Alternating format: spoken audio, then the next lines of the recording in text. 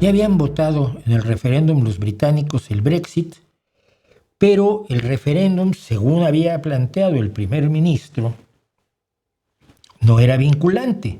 Es decir, el que la mayoría, pero fina como una hoja de afeitar, de británicos votara en favor del Brexit no implicaba que la Cámara de los Comunes, que el Parlamento británico, que el primer ministro fuera a respetar los resultados del referéndum. Era más bien, se presentaba como una cuestión de carácter consultivo. Pero la ultraderecha, encabezada sobre todo por Nigel Farage y por Boris Johnson, presionaron para que se hiciera efectivo el Brexit. Antes de que se hiciera efectivo el Brexit, yo ya visité por primera vez Londres y tuve la suerte de estar frente al Parlamento con los que defendían el quedarse, ¿no? Los Remainers, que tenían sus banderas de la Unión Europea y sus banderas británicas junto a ellas, por supuesto, el Union Jack. Y yo estuve con ellos frente al Parlamento diciendo, quédense en Europa, les conviene. Bueno, pues se hizo el Brexit. Se les advirtió, mira, lo que va a pasar es lo siguiente. Vas a tener problemas de personal gravísimo porque vas a echar a un montón de gente que hoy, en este momento, es clave para la economía británica.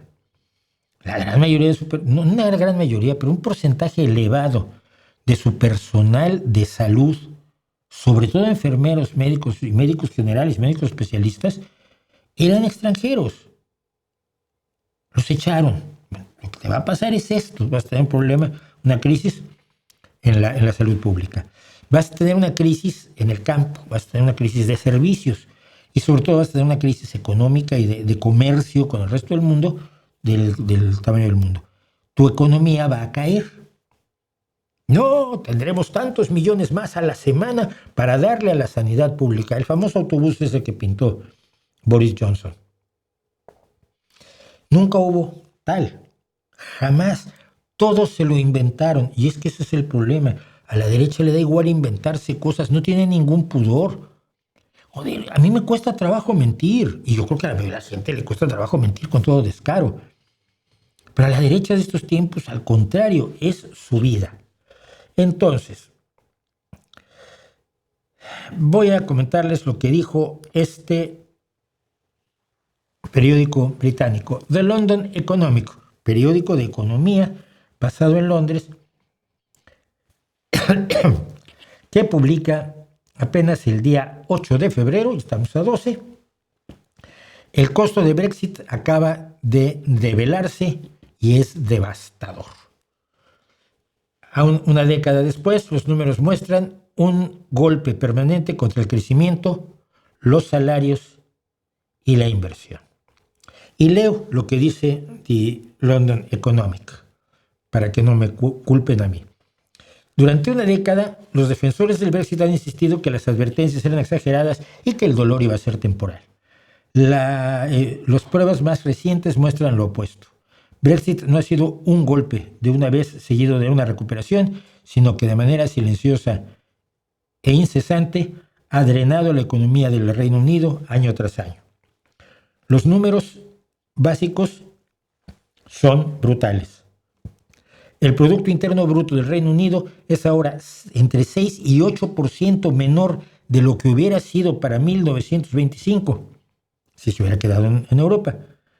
Peor que lo previsto, no mejor. Esto es una pérdida permanente de ingreso nacional, no una señal en el radar. Veamos aquí el Producto Interno Bruto del Reino Unido, que es el que está en rojo, comparado con países similares antes y después del Brexit, del referéndum del Brexit. Es el PIB per cápita. No es el Producto Interno Bruto general, porque los países distintos, si el país es más grande, el Producto Interno Bruto es mayor, si es más pequeño es menor, pero es el Producto Interno Bruto per cápita, que ese sí da una medida igual entre distintos países, porque es por habitante. Todos los países se indexaron a 100 en el primer trimestre de 2016 para facilitar la comparación, que es lo que tenemos más allá de la izquierda de la abscisa, ¿no? Tenemos el Reino Unido, que en 2001, a mitad de 2015, en 2016, donde está la línea punteada que marca el referéndum, empezó a caer su Producto Interno Bruto. Obviamente en 2020, a principios de 2020, cae el Producto Interno Bruto de todos por la pandemia y cómo se fue recuperando, pero siempre el del Reino Unido en color rojo hasta el segundo trimestre de 2024 en este gráfico, muy por debajo de los países comparables al Reino Unido. Sigo. Las inversiones han colapsado.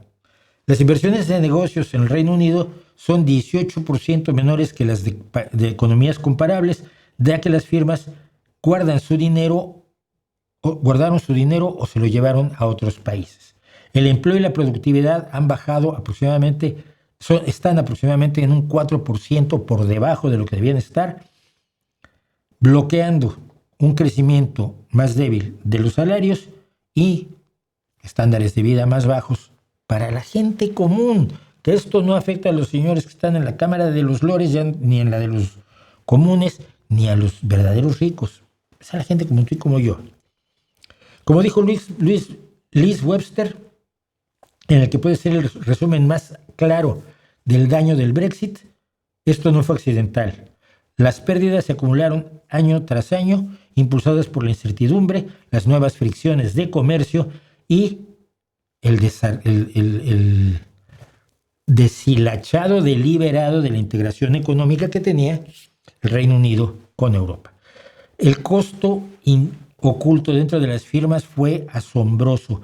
Casi 1 de cada 10 directores financieros pasaron más de 6 horas a la semana durante años abordando los daños del Brexit.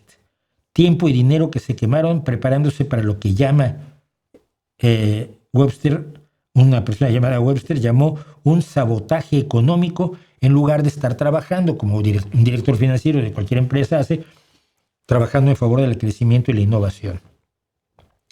Y el descubrimiento final y más brutal, las firmas más expuestas a la Unión Europea, que eran los negocios más productivos y de crecimiento más rápido de Gran Bretaña antes del Brexit, son los que resultaron más dañados. El Brexit castigó a las mismas compañías que impulsaban el crecimiento en el Reino Unido. Esto deja a Gran Bretaña como un raro caso de estudio moderno, un país rico que deliberadamente elevó barreras al comercio y a la cooperación y ha pagado el precio. El resultado es claro e inescapable. Menor crecimiento, menor productividad, menores salarios y una declinación relativa permanente. Y esto no sé de qué lado, siendo una revista económica, me imagino que no es precisamente de la izquierda, pero no sé por dónde le duele al London Economics, pero el Telegraph, el Daily Telegraph, periódico de la derecha conservadora tradicional británica y que promovió el Brexit todo lo que pudo, dice: hora de admitir la verdad, el Brexit ha sido un fracaso económico sin mitigación, no sé cómo lo traduciría, sin nada que lo disminuya, pues. Ese es el resultado del Brexit. La última vez estuve en el Reino Unido porque quería llevar a mi hijo a conocer Londres, a conocer el Museo Británico, obviamente. La última vez que estuve hace un año, me parece año y medio, y los precios absolutamente delirantes. Yo estaba horrorizado de la diferencia de precios en los pocos años, porque evidentemente aquí en España tenemos inflación, pero no son los niveles de inflación de un 20% más caro todo, incluso en los supermercados, ¿no? En el Tesco en el que vas y te compras las cosas de casa. Entonces, lo vimos con toda claridad. Unidos estamos mejor, Separados estamos en manos de otros.